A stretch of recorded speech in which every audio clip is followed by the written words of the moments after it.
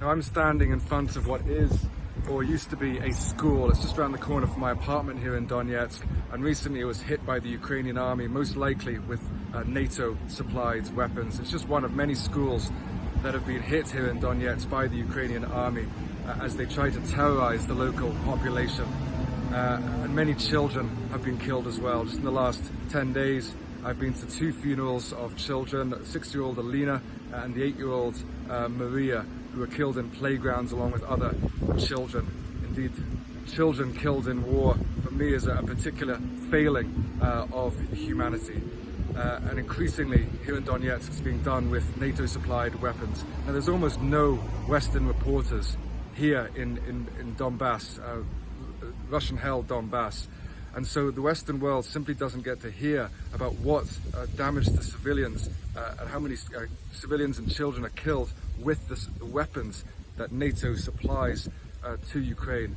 So it's very, very important that a message is put out to NATO countries and indeed to Ukraine that NATO weapons should not be used to target and kill civilians, because that's what's happening here in Donetsk. Whatever you think about the war, it's important that Ukraine stops targeting civilians with NATO weapons.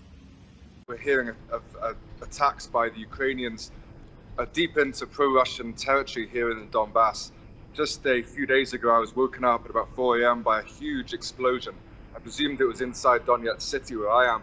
Turns out it was in a village some way outside Donetsk. And it turned out that it was a military target. Often the Ukrainians are just able to shell civilian areas here in Donetsk city, but increasingly with these heavy weapons supplied by NATO, they're able to hit military targets. Now, I tried to get close to that scene of that explosion. We weren't allowed to. It's common for the authorities here, just as it's common for the authorities in west of Ukraine, to stop journalists getting close to the sites of military installations that have been attacked for military strategic reasons. Also, they don't want journalists filming dead soldiers. It's bad for PR.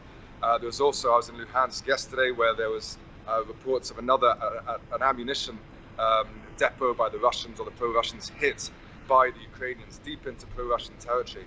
Now I've been told that these are being achieved with the American HIMARS MLRS system, which has just been delivered to Ukraine. Some of them are getting to the front line, huge distance, very precise weapons. So some of these American supplied weapons are getting to the front line and doing damage to Russian installations or Russian or pro-Russian forces here.